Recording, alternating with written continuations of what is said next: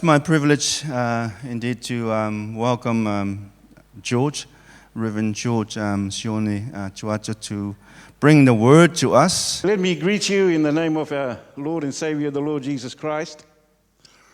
Being on my way here, maybe a week back, we did a bit of a test run. Coming from clean eating here is a bit of a task. But we made it here. It's nice, it's flat, it's green, it's beautiful. But for the weekend, it's been raining. I wondered, what does that mean? Is there a sign saying there's too much rain? Pacific Islanders, they tend to do these things.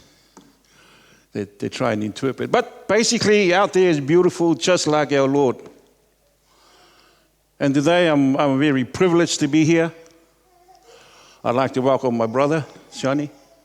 But also some familiar faces from Laidlaw College. Hence the reason why I'm nervous.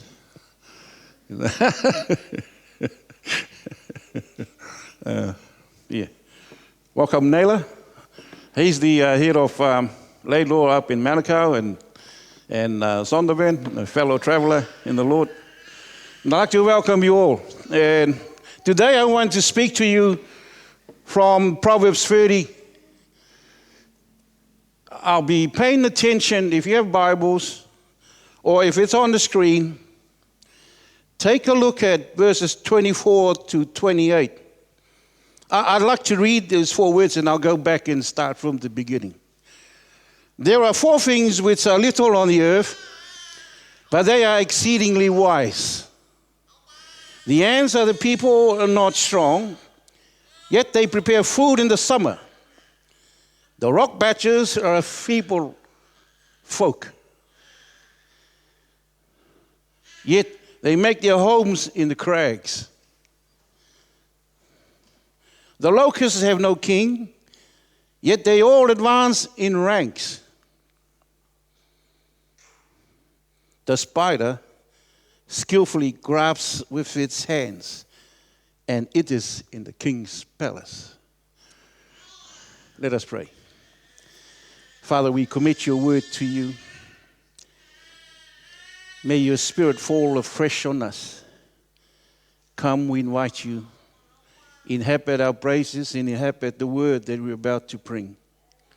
Speak to us kindly. In our Father's name. Amen. Well, I thought that the best way to introduce the topic is to introduce the theme. And the theme is something like this. Prepare now, for winter is near. Prepare now, for winter is near. All right? Let's begin by this person called Akor. And the proverb says, the wisdom of Akor. Whoever he is, we do not know. The Hebrew is very difficult. It's such a long time back. But it says something about this. The son of Yakeh, his utterance, this man declared to Ephiel and Ukal. So he's some sort of a person that has some ability in recording stuff. Kind of some sort of a historian, a philosopher, a wise man. And these are the words of the wise man, Akor. He says, surely I am more stupid than any man, and do not have the understanding of a man. I neither learn wisdom, nor have knowledge of the Holy One. He goes on to say, but who has ascended into heaven or descended? Who has gathered the wind in his fists? Who has found waters in the garment? Who has established all the ends of the earth? What is his name, and what is his son's name? If you know. There are, in those last words, a hint of what the future looks like. Who has come down from heaven? No one else but the Lord. Who has gone into heaven? Nobody. He clearly says so. But what he said, I'm not that clever a man, and I'm sounding out Paul speaking to the Corinthians. He says, not many of you are that clever. Yeah. Not many of you are wise. Oh, look, all of you work at the wharf. That's what the main industry is. It's a bit like saying, there's a lot of farmers out in Pukekohe. Maybe they're not that keen on political stuff. Yeah? But he goes on to say this, but I know something of the holy. I know something of the holy. And Leviticus, Moses tells us, and the Lord tells him specifically, anyone who wishes to draw near to me must know that I'm holy. So let's see. So what is he trying to tell us? I know something of the holy. Anyone who wishes to draw near to me must know that I'm holy. That requires some form of wisdom to be able to understand that. And he poses the question, what is his name and what is his son's name, if you know? So part of the reason why I chose this is to excite it into looking into his word, not giving you the answers, because I don't have it, but encourage you to go out and begin thinking more deeply about our faith. Particularly today, that the text is very much a prophetic text that speaks into the time of possibly the most richest, powerful, wisest king that Israel ever had. And those who work in his bureaucracy, I suspect he'll be one of them, has observed some stuff. So the theme that I've chosen today is that prepare now, for the winter is near. And let us look at these four little animals. You see, I was growing up anyway, and as is the habit of everyone else, all of us pretty much have nothing. But there's always some people there that has more than us. And the popular refrain is this: why don't you model after them? You know, look, they're successful. They go to school. They have wrapped lunch. This is basically bread and butter. Whereas the rest of us, we have a bit of taro and this, not much else. But the idea that those who are successful are the ones that you should model under. But let's see what our core has to say about that. Let's see what he has to say. So there are four things which are little on the earth. To be more exact, there are four ugly little things. Now, you wouldn't want to model after ugly people, do you? No one does. They don't get into the press. They don't get the main seat on the table. They don't. They simply don't get invited to the dinner party because they're ugly. They have nothing to gain from them. So they're probably the ones who wondered, would I ever get to go to the king's palace? It says something about our attitudes.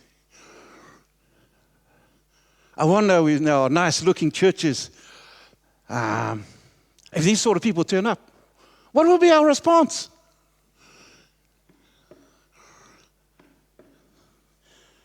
There's a lot in it that challenges us to think about the dignity of the person.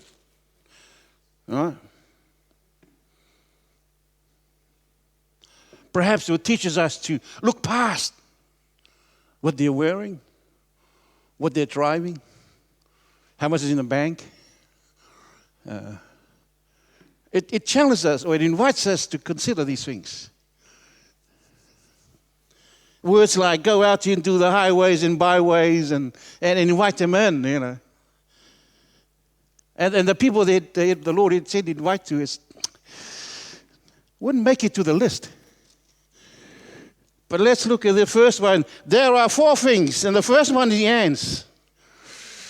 So what can these ants tell us? Well, let's see. I got a whole lot of stuff that I put down, but I think I was going to kind of sum it up a bit. The theme, prepare for the winter is coming. So it tells us the time is very short. A very short time. It's very urgent that the ants need to prepare. There's no time to waste. But you only have today. The ant is a creature of instinct. It teaches us about 2 main things. That experience is the worst type of teacher. Experience is the worst type of teacher. Right? Secondly, that faith is the best teacher.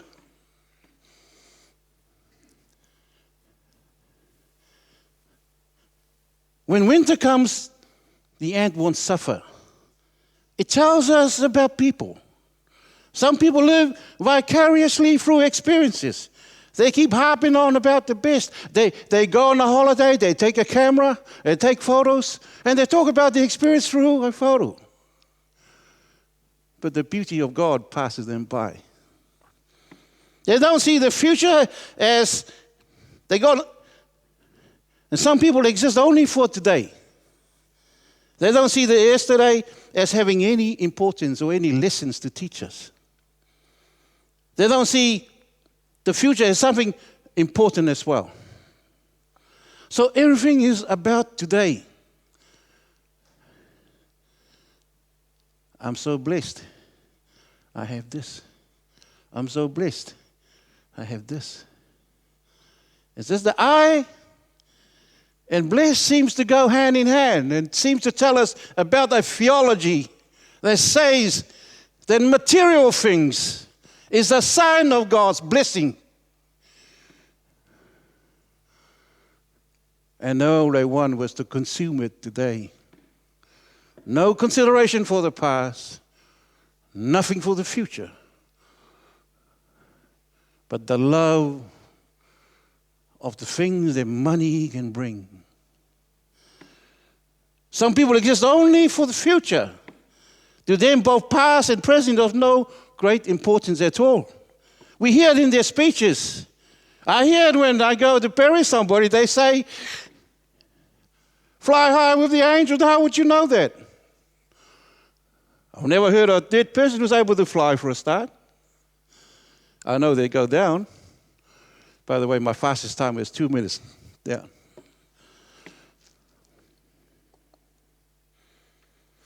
But what did the Bible say? Go to the ant, you sluggard, and observe. Well, you must prepare now.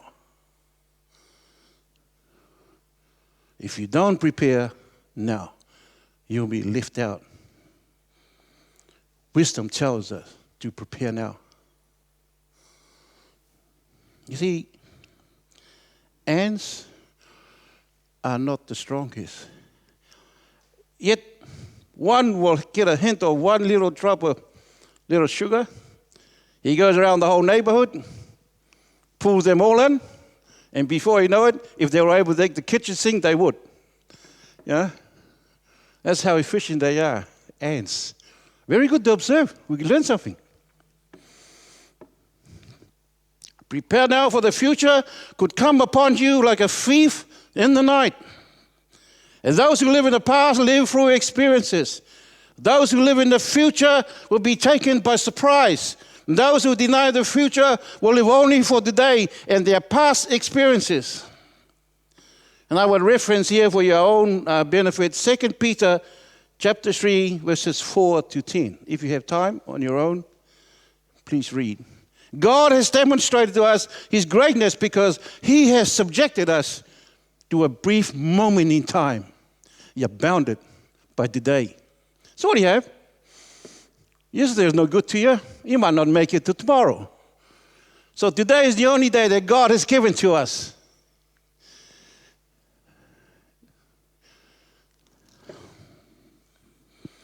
So what does the end teaches us? And it teaches us about time and how to guide the proper living of life. Time. One day is all you have. Apparently, that's all you need. Because there's a decision that needs to be made today.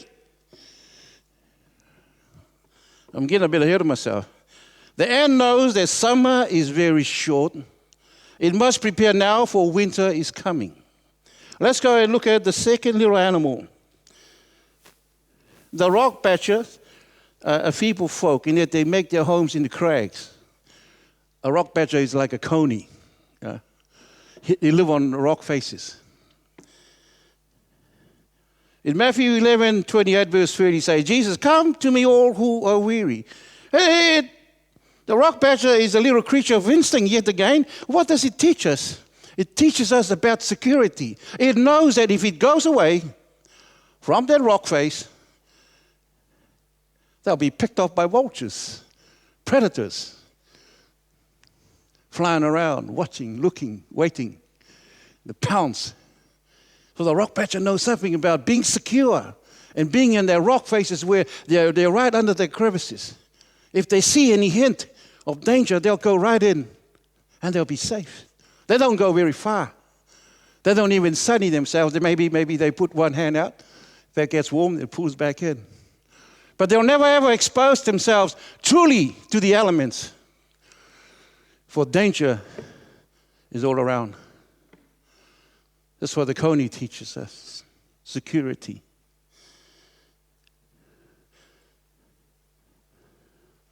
It's a call to repentance. Come now, it says, rock badgers are a feeble folk, but they know by instinct if they went away from the safety of the rock, they will die by instinct. They live freely on the face of the rock.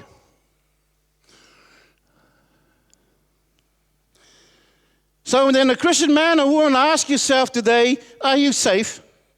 And in whom do you put your trust? Safety. Are you safe? And in whom do you put your trust? Rock badger or a coney do not draw attention to themselves. They go about their business. They merge into rock face so as not to expose themselves to predators. They don't stay too far from the cracks of the rock face. In Hebrews chapter 2, verse 4, the Apostle Paul warns us about straying away from such a great salvation. He likens us to a ship that is without rudder. If you're on the ship, you wouldn't know where you were. Right? You think the ship is still in the same place, but it's off. And pretty soon you'll be lost. But warns us about the great salvation. Do not neglect such a great salvation. Why? Because the King is yet to come. And when he comes, he'll bring the rest. And in Psalm 8, it asks this very basic question. To whom has God subjected the world to come? To whom? Why is man being favored by God?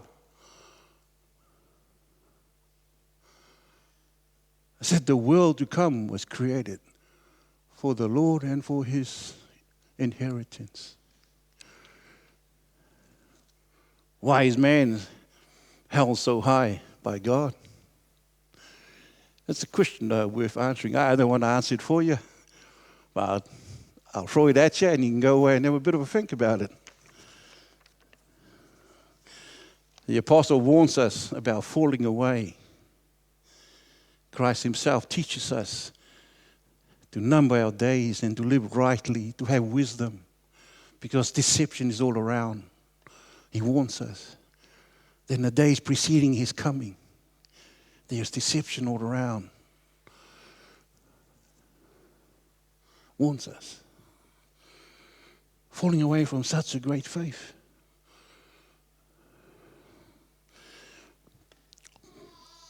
Now, the third one is the most interesting one. It's the locust. Maybe farmers can relate to this little animal. On its own, pretty much nothing. A kid could have them in their palm and be harmless. But in their billions, the billionaire classes were shaking their boots. Governments were shaking their boots. Banks will be worried because their profits will be low. Everybody that has a stake in something will worry because locusts have the ability to demolish anything and everything and leave no trace. They come and they go, and nothing left but utter devastation. So there's a hint. There's a hint as we go through these animals. The teachers to number our days in the right way of living. And then we're looking at security. It's throwing us in. Yeah? And now it's talking about destruction. Little animals, yet in their billions, they cannot be stopped. There's a sound of judgment that's attached to it. But there's also a sound of hope in it, that the believers can come together and unite. So the believers can achieve unity, purpose.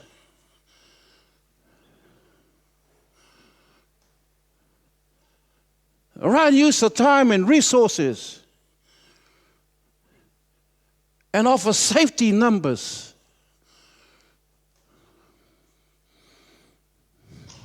God's judgment is coming in the world in these four little animals. God speaks to us today, warning us about terrible days ahead. Jesus says, these days are not shorted. No one will be alive.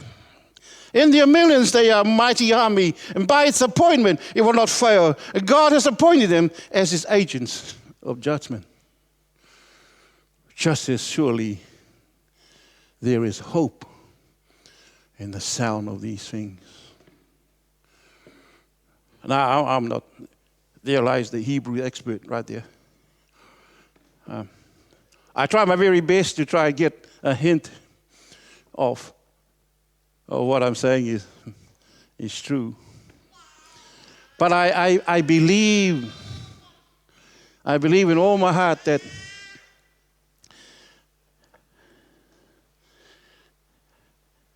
the prophetic nature of these words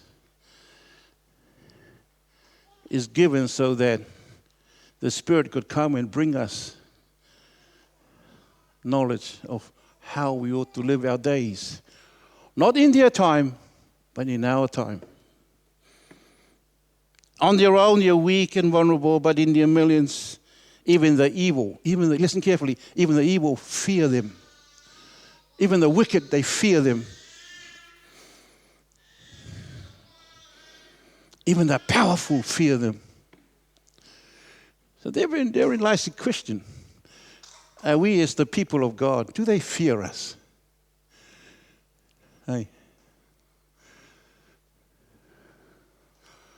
What it will compel the world to fear us. Now I'm going to come to the most interesting, provocative little animal there is in these four little animals. The lizard. You know, like, I was taught these nursery rhyme at school. Well, let's all do it together, right? Okay. Pussycat, pussycat, where have you been? Well, I've been to London to see the Queen. Pussycat, pussycat, what saw you there? Of all the things the cat could tell us, I saw a mouse. it appears that the cat can't handle the fact that the mouse is in the queen's palace.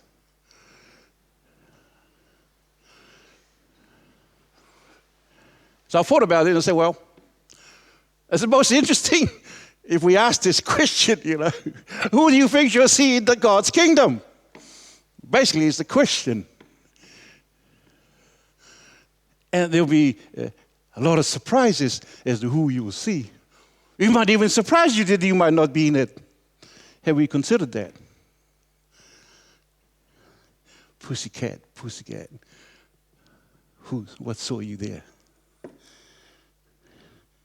And it says, skillfully crafts with hands in his king's palace. Like, oh God. Like that. And if you make a noise, they'll stop. They won't look at you. They'll just stop until you look away and they'll start climbing. I'm sure that the biblical writers were thinking of a poor person, trying to get into the king's bureaucracy and not wanting to draw attention to themselves. They quietly go about climbing up. Because Akua is trying to tell us that the world teaches us that in order to be successful, we must model upwards. But what has he done? He tells us 4 little ugly little things. He says, model downwards.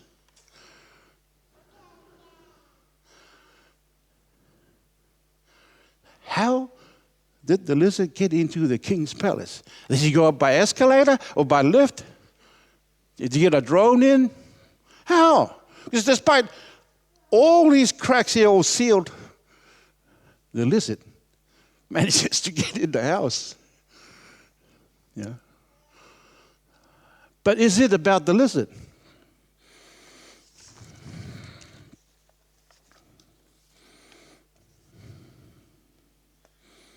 How can the lizard be in the king's palace? How can the king allow an ugly lizard to be in the king's palace? Perhaps of all the little creatures of instinct, God's creatures, this picture presents us with quite a disturbing picture. How can an unclean creature be in a king's palace? So, what is this 4 little animals ultimately leads us? It leads us about time, the right way of living, about safety. It tells us about the future and the danger. Now, it tells us about the king. The king, the God's grace, is so provocative. Has extremely provocative grace that he can allow a lizard to be in his palace. I mean, if I was God, I don't know whether any of you would make it in. If God is one of you, I'm out.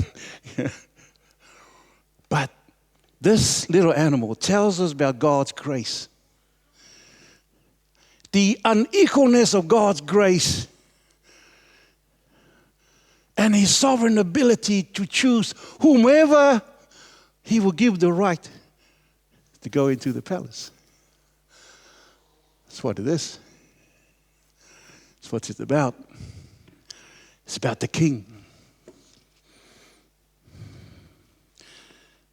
So then Akua, the wisdom gatherer, she's trying to tell us that the poor, the wretched, the victims, the prisoners, the sinners of the world should shout with joy, for the king is coming. When he comes, he will reward those, or he will make them go into his palace. Go out into all the highways and byways and tell them, compel them to come in. Prepare now, for the winter is near.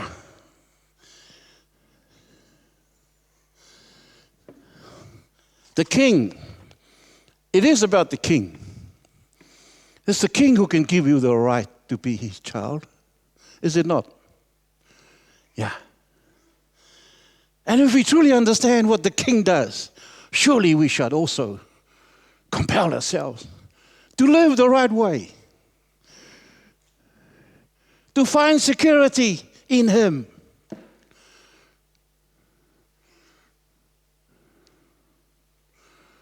And to be united in Him.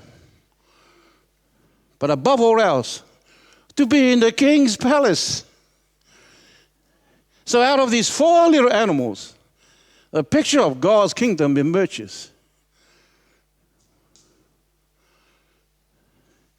A picture that allows God's love and mercy and grace to be experienced by anyone. To allow encounter. Because when we read the last little animal, it says that the war between man and God is over. Who has come down? Who has gone up? Do you know his name? Anyone? Do you know his name? Yeah, say it out loud. That's the name above all names. This is what the text is about. Right? So when you hear these words today, you should rejoice. Prepare now, for the King is coming. That's the theme.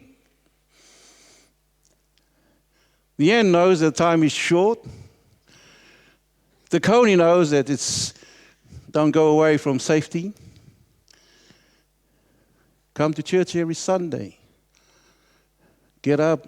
You got 6 days. Live your life 6 days. But on the 7th day, surely you must give it to Him. Try not to take part of it. Because when He gives to you, He gives liberally. All right? Safety. Safety. The King.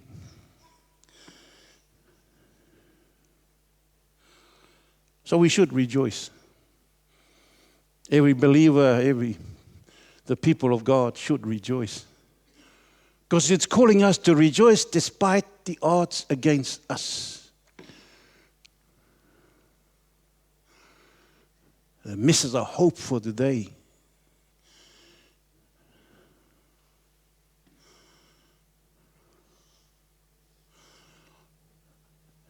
Prepare now,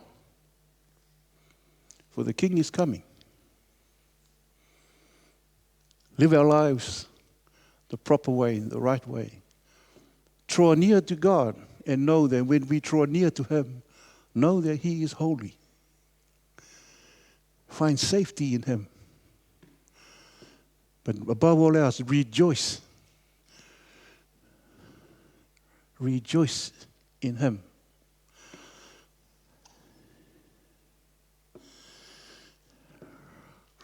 I don't think I've got any more to add. Normally it's 10 minutes max, I'm out, but today maybe I've dragged it on a little bit. That's okay. But it's been a pleasure being here. I'd like to thank you, Reverend Clever, and the congregation of here in Pukekohe for welcoming me and my brother and my friends. And also members from Papakura First Church Presbyterian. Let me say it's been a pleasure to be here. And I hope that you've enjoyed the message today. Thank you all. May God bless us all. Thank you.